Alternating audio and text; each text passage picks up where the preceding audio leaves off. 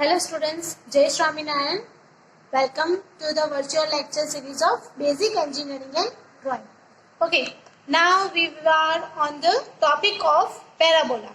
Okay, last lecture में आपने શું सीखा था? So, how to draw ellipse in a parallelogram, right? कि આપણે જે inclined surface છે rectangle ની બરાબર તો એની પર આપણે કેવી રીતે આપણું ellipse ને પ્રોજેક્ટ કરી શકીએ છીએ આપણે જોયું હતું કે જેની અંદર આપણે મેથડ્સ વાઇઝ અને એના સ્ટેપ્સ આપણે ભણ્યા હતા. Okay, now today we are going to learn what is parabola. Parabola જેને આપણે ઉપવલય પણ કહીએ છીએ, જે ઇલિપ્સ છે એને આપણે અતિવલય કહીએ છીએ, જ્યારે પેરાબોલા એ છે આપણું ઉપવલય. બરાબર. So what is the definition of parabola? So here definition states that locus of point moving on a plane such that the ratio of its distance from focus to the distance from the directrix is constant and equal to 1 is called parabola. બરાબર. કોને parabola કહીએ છીએ અહીંયા આગળ? સો જ્યારે પણ કોઈ locus of point જે પ્લેનની વાત આપણે કરીએ છીએ બરાબર, એનો રેશિયો જે છે એ ફોકસ પોઈન્ટથી અને એના ડિસ્ટન્સ સુધી એ ડાયરેક્ટરી કોન્સ્ટન્ટ હોય. બરાબર. આપણે જનરલી જ્યારે પેરાબોલાના ઇક્વેશનની વાત કરીએ so it has the equation y is equal to ax plus b. y is equal to ax plus b. Okay, so અહીંયા આગળ y ઓલવેઝ કેવો હશે તો કે એક્સના ફોર્મમાં ચેન્જીસ થતો હોય એવો. ઓલવેઝ પેરાબોલામાં જે ડિસ્ટન્સ જે છે એ આપણે લઈશું એ કેવું હશે? કોન્સ્ટન્ટ હશે. લોકસ ઓફ પોઈન્ટથી જ્યારે આપણે મૂવ કરતા હોય કોઈ પણ પ્લેનની આગળ બરાબર તો એને આપણે કહીશું પેરાબોલા. અને એનો શેપ કેવો હોય છે તો હા કોઈ પણ આર્ક લીધો હોય બરાબર, આર્ક ટાઈપનો એનો શેપ હોય છે જેને આપણે કહીએ છીએ shape of parabola. Okay, where it can be used. So there are different uses of parabola such as shape of reflector headlight of car. જે કારની હેડલાઇટ રિફ્લેક્ટર છે બરાબર એના માટે આપણે યુઝ કરીએ છીએ. Also for sound reflectors and detectors. Just because કે એક જ પોઈન્ટ પર શું થયેલું છે? કોન્સન્ટ્રેટ થયેલું છે, રાઈટ? તો એ શું થશે તો જ્યારે પણ આપણે એનું પ્રોજેક્શન પ્રોવાઈડ કરશું, ઓકે, અહીંયા આપણે એને પ્રોજેક્ટ કર્યું તો એનું એક રિઝલ્ટ તરીકે આપણને સેમ જ ડાયરેક્શનની અંદર ડાયરેક્ટરિક્સ શું છે from the directrix constant and equal to 1. Always એક જ ડાયરેક્ટરિક્સની અંદર આપણને એનું રિફ્લેક્શન મળે છે. So this kind of reflections will provide our parabola. જે પેરાબોલા આપણને પ્રોવાઈડ થાય છે કેવું કરે છે તો સારા રિફ્લેક્ટર તરીકે કામ કરે છે. જેમ કે તમને ખ્યાલ હશે કે જે બિલોરી કાચ હોય છે બરાબર એની સરફેસ પણ કેવી હોય છે? થોડી પેરાબોલા ટાઈપની હોય છે. ઓકે, તો એ શું કરે છે? બધા જ કિરણોને એક જગ્યાએ કેન્દ્રિત કરવામાં હેલ્પફુલ થાય છે બરાબર. તો એવી જ રીતે પેરાબોલા શું કરે છે કે એની સરફેસના કારણે આપણને એક જ ડાયરેક્શનની અંદર એનું રિફ્લેક્શન મળી શકે છે. In the construction of bridges and arches. Arch અને બ્રિજના જે કન્સ્ટ્રક્શન કરવાના હોય બરાબર તેમાં પણ સમટાઈમ્સ આપણે આવી ટાઈપની પેટર્ન્સ પ્રોવાઈડ કરવી પડતી હોય છે બરાબર. કન્ટિન્યુઅસલી જ્યારે આર્ચીસ પ્રોવાઈડ કરવા ના આવે ત્યારે. ઓકે, તો એ કન્ડિશનમાં પણ આપણે ધ વે શોન હિયર તો આપણે આ રીતે પણ આર્ચીસને ક્રિએટ કરી શકીએ છીએ. તો કોઈ પણ બ્રિજ જે આપણો ઉપર જતો હોય બરાબર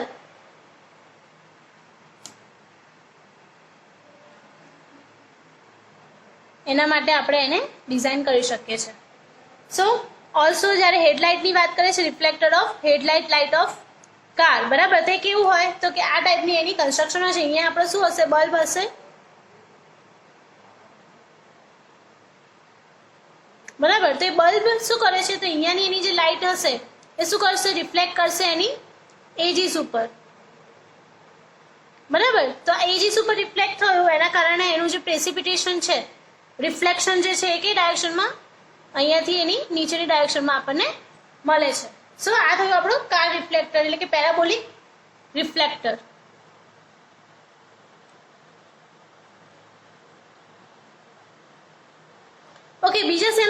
છે તો કે શેપ ઓફ કુલિંગ ટાવર.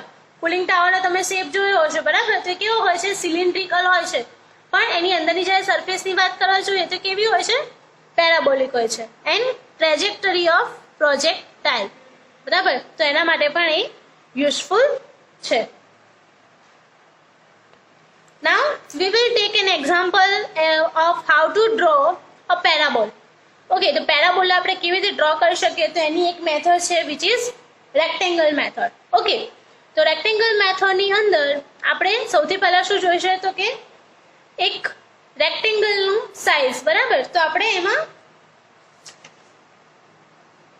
6/12 એટલે કે 60 mm by 12 mm નો એક રેક્ટેંગલ પ્રિપેર કરશું. Okay, 60 mm by across 120 mm. Okay, 120 mm એની શું હશે? મેજર એક્સિસ હશે, એન્ડ 60 mm એની હશે માઇનર એક્સિસ, બરાબર? સો કેવી રીતે આપણે ડ્રો કરીએ છીએ તો સ્ટેપ વાઇઝ જોઈએ. તો base length AB and axis length OV R given. આપણને બેઝ લેન્થ AB એટલે કે જે AB જે છે AB will be of 120 mm and axis length. Okay, axis length એટલે કે જ્યારે AB નું સેન્ટર પોઈન્ટ લઈએ છે O, બરાબર? ત્યાંથી આપણું OV એ આપણે લઈશું 60 mm. અને V શું છે તો કે એના પરપેન્ડિક્યુલર કોઈ પોઈન્ટ છે. AB થી પરપેન્ડિક્યુલરની ઉપર એક પોઈન્ટની વાત કરેલી છે. ઓકે, સો સૌથી પહેલા આપણે લઈએ જે રેક્ટેંગલ ડ્રો કરવાનો છે એ. Okay, so I will put my ruler scale to the edges of my paper. મારા પેપરના એજીસ ઉપર મારી રૂલર સ્કેલ મૂકું છું અને એને ડાઉનવર્ડ ડાયરેક્શનમાં ડ્રેગ કરું છું. ઓકે, ક્યાં સુધી આપણે ડ્રેગ કરવાનું હોય તો જ્યાં સુધી આપણને એક્ઝેક્ટ પોઈન્ટ મેજર એક્સિસ માટેનો ના મળે ત્યાં સુધી. Okay, this is the perfect. So I will draw A parallel line to the edges. Okay, now I will move my roller scale and bisect 2 points, one at 0 and the another at 12. 0 ઉપર અને 12 ઉપર આવે એવી રીતે હું મારા બે પોઈન્ટ્સને રાખીશ. ઓકે, હવે આપણને શું જોઈએ છે? OV, right? તો આપણને બે પોઈન્ટ A એન્ડ B એ મળી ગયા છે. ઓકે, હવે આપણને જોઈએ છે OV પોઈન્ટ, બરાબર? તો O શું છે તો કે mid point of the AB, બરાબર? સો AB ને બાયસેક્ટ કરીને એનું મિડ પોઈન્ટ ક્યાં લેવાનું આપણે તો એટ 6 સેન્ટીમીટરે આપણે એનું મિડ પોઈન્ટ લીધું, બરાબર? જે આપણો થયો OB, O પોઈન્ટ, બરાબર? હવે આપણને જોઈએ છે V પોઈન્ટ. ઓકે, તો એક્ઝેક્ટ આપણને કેવું જોઈએ છે? પરપેન્ડિક્યુલર જોઈએ છે. તો કેવી રીતે મેઝર કરી શકીએ perpendicular? So we need a protractor. Okay, you can, if your ruler scale has not protector in it, so you can use a protector of big size, બરાબર? તો એના માટે આપણે મોટી સાઇઝનું પ્રોટેક્ટર તમે લઈ શકો છો. O પોઈન્ટને મેં અહીંયાથી બાયસેક્ટ કરેલો છે. હવે 90 ડિગ્રી એંગલે હું સેકન્ડ પોઈન્ટ કન્સિડર કરીશ, બરાબર? તો અહીંયા મને બે પોઈન્ટ મળી ગયા O માંથી ડ્રો કરીએ ત્યારે. હવે બીજી એક મેથડ શું છે? સો આ જે આપણી એજ લાઈન દેખાય છે, બરાબર? એ લાઈનને આની પર ડ્રેગ કરીશ. ઓકે, સો બંને પોઈન્ટ આપણને એક પોઈન્ટમાં મળે છે. ઓકે, મળી જાય એટલે આપણે શું કરશું? એનામાંથી પરપેન્ડિક્યુલર લાઈનને ડ્રો કરી લઈશું. ઓકે, પરપેન્ડિક્યુલર લાઈન ડ્રો થઈ ગઈ, બટ આપણે કેટલા સેન્ટીમીટરનું જોઈએ છે તો કે 6 સેન્ટીમીટર એટલે કે 60 mm નું જોઈએ છે, right? So from here I will consider 6 centimetre, બરાબર? 6 સેન્ટીમીટર મળી ગયા આપણને. Okay, so access points we will remove with the help of eraser. Okay, હવે શું કરશું તો એ પોઈન્ટ પર આનામાંથી પેરેલલ લાઈન જાય, બરાબર? એ રીતે એક લાઈનને ખેંચી લઈશું.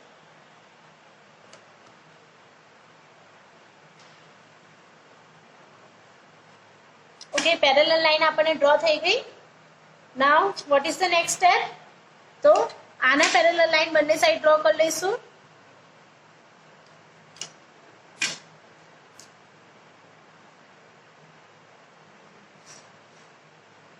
ઓકે,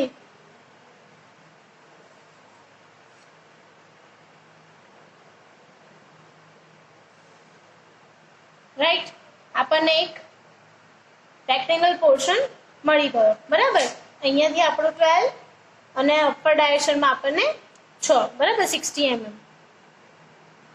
હવે શું કરશું? તો we need points on it. બરાબર, A, B અને અહીંયા આપણે નોટેશન્સ આપી દઈએ C, B અને D.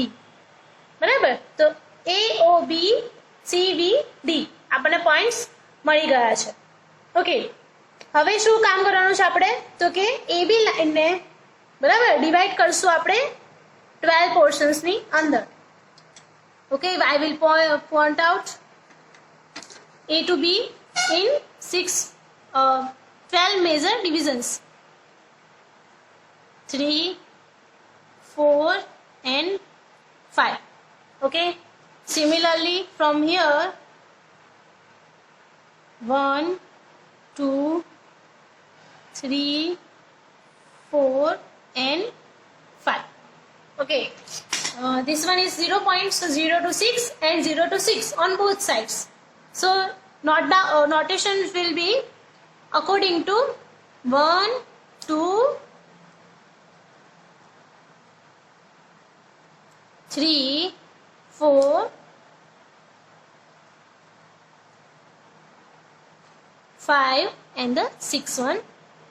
એવી જ રીતે in this direction 1, 2, 3, 4, 5 and 6. Okay, હવે જે AD અને CB બરાબર શું કર્યું આપણે? OA અને AB ને આપણે shown them 0 to 6 માં આપણે ઇક્વલ ડિવાઈડ કર્યા. Now it's turn to divide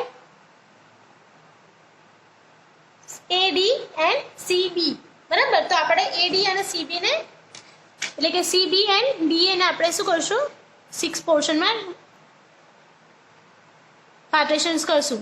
0, 1, 2, 3, 4 and the 5th one. બરાબર, એવી જ રીતે સામેની બાજુ CB માટે 0, 1, 2, 3 and the 4th one. બરાબર, એટલે કે ટોટલ 6 પોર્શન્સ થઈ ગયા. નોટેશન્સ આપણું ક્યાંથી આપશું?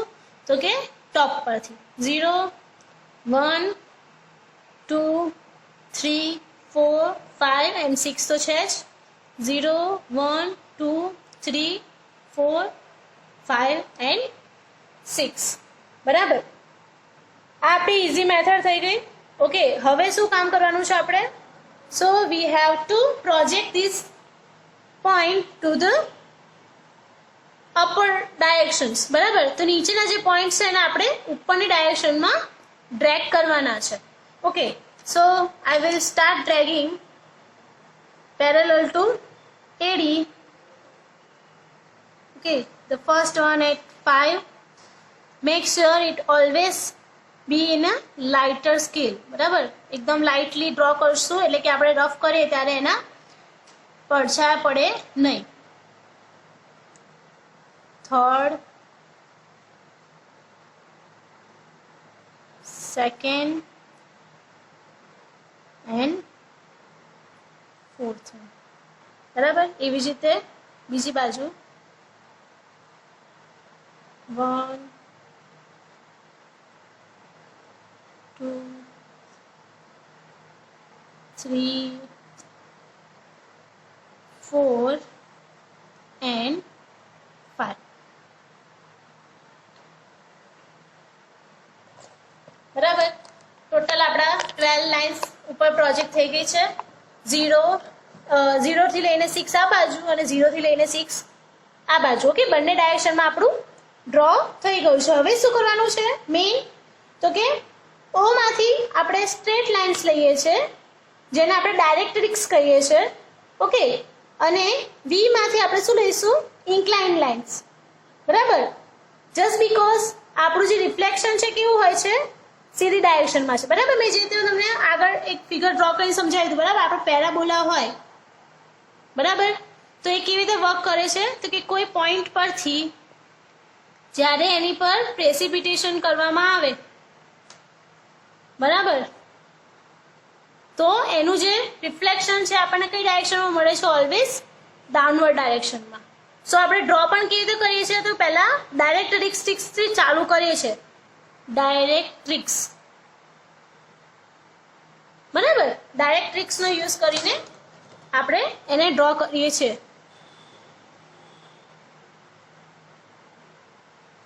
બરાબર. હવે શું કરશું? તો આપણને કેવા જોઈએ છે? ઇન્ક્લાઇન્ડ પોઈન્ટ જોઈએ છે, બરાબર. તો હવે ઇન્ક્લાઇન્ડ પોઈન્ટ્સ આપણે ઓલરેડી O માંથી અપર ડાયરેક્શનમાં લીધા છે, તો એના સામેના પોઈન્ટથી આપણે શું કરશું? ડાઉનવર્ડ ડાયરેક્શનના પ્રોજેક્શન્સ લઈશું. પણ કેવી રીતે? તો કે જે રીતે આપણને 1 2 3 અને 4 5 1 2 3 4 5 6 આપણને બંને સાઈડ મળે છે ત્યાં આગળ. Okay, so let's start. પહેલા 0 થી V થી લઈને V1 દોરશું. Join the V to point 1. Lighter. Okay, પછી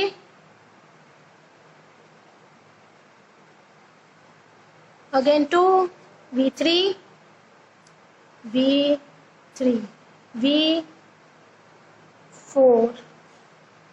and V5. બરાબર. Similarly in opposite direction,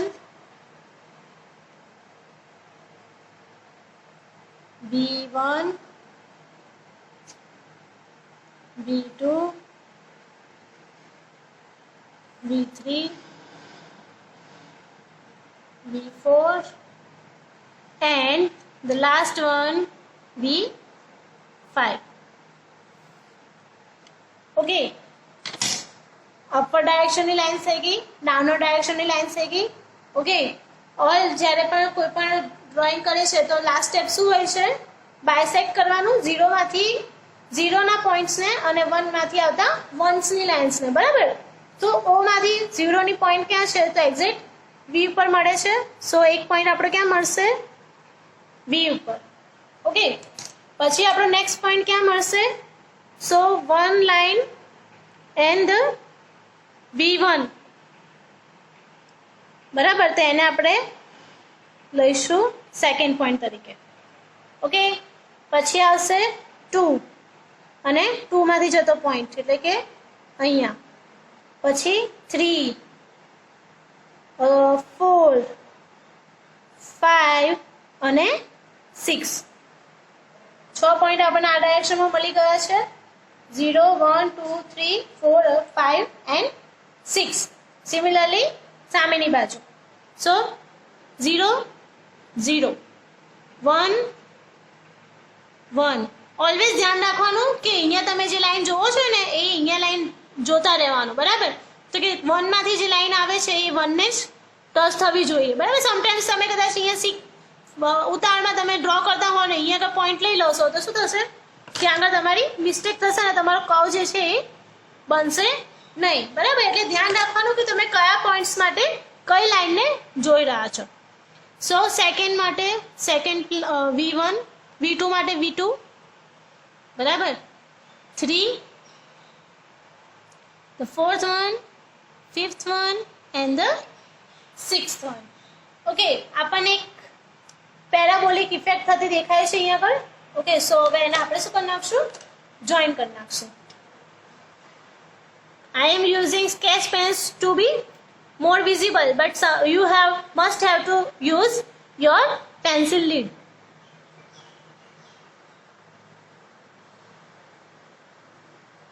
Okay, one direction માં બની ગયો છે. એવી જ રીતે in other direction.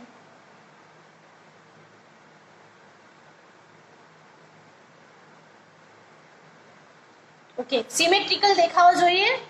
આ ડાયરેક્શનમાંથી આપણે જે લઈએ છીએ એન્ડ આ ડાયરેક્શન, બરાબર. બંને સિમેટ્રિકલ હોવા જોઈએ. ઓકે, અને જે વધારાના પોઈન્ટ્સ છે, બરાબર, અને તમે લાઇટ કરેલા હશે તો ડ્રોરાફ કરવાની જરૂર નહીં પડે. If you have done so hardly then you will must have to remove this axis line. Okay, તમારા પેરાબોલા વધારે ઇફેક્ટિવલી દેખાવો જોઈએ, ના કે તમારા જે પ્રોજેક્શન છે એ. Okay, so let's again see the steps for the parabola. And this is the rectangle method.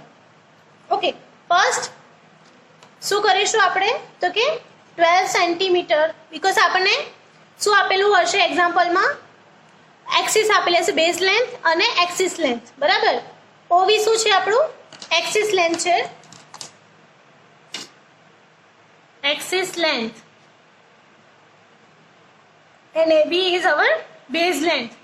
Never be confused from these two portions, બરાબર. બેઝ લેન્થ તમને આપેલી હશે જે ઓલવેઝ ઇન મોર અમાઉન્ટ, બરાબર, વધારે અમાઉન્ટ વાળી જે હશે એ આપણે કેવી હશે બેઝ લેન્થ હશે, અને 60 જે છે એ શું છે આપણું ઓવી એટલે કે એક્સિસ લેન્થ હશે. ઓકે, તો એના પ્રમાણે આપણે પછી શું કર્યું, એના 6 પોર્શન્સ કર્યા, 0 માંથી V ને પ્રોજેક્ટ કર્યો, બરાબર, કેટલાનો 6 સેન્ટીમીટરનો, બરાબર, 60 mm. Okay, after that we have projected or provided a ruler scale and move towards the upward edges, right? There we get the line parallel to the AB, which is C to D line. Okay, after parallel lines to the OB, which will be AD or DA, and another end CB, બરાબર. એટલે આપણને exact rectangle form create થાય છે. Okay, પછી શું કરીએ છીએ આપણે તો કે એના 0 થી લઈને 6 at the 0 O to A and O to B 6 પોર્શન્સમાં ડિવાઈડ કર્યા. ઓકે, પછી DA અને CB ને 6 પોર્શન્સમાં ડિવાઈડ કર્યા. ઓકે, એટલે આપણને એક્ઝેક્ટ કેટલા પોર્શન્સ મળ્યા 4, 1 2 3 and 4. અપવર્ડ ડાયરેક્શનમાં નીચેના જે બેઝ લેન્થ પરથી જે લાઇન્સ હશે કેવી હશે from upward direction, and V will be inclined directions. So V21, V2, V3, V4, V5. Okay, similarly on the another end.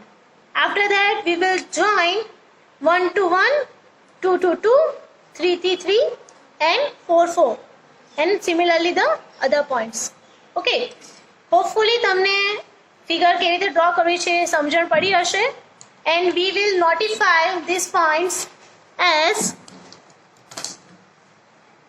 P, અહીંયાથી સ્ટાર્ટ કરશું, which is P0, P1, P2, P3, P4, P5 and P6. Okay, and other hand પણ આપણે લઈશું V, P1, P2, P3, P4, P5 and P6, which are projections lines, and it is also called as rectangular parabola. This is all for the lecture. In next lecture we will see another method for the parabola. ત્યાં સુધી જય Shri Swaminarayan. I am Krishna Panchal signing off.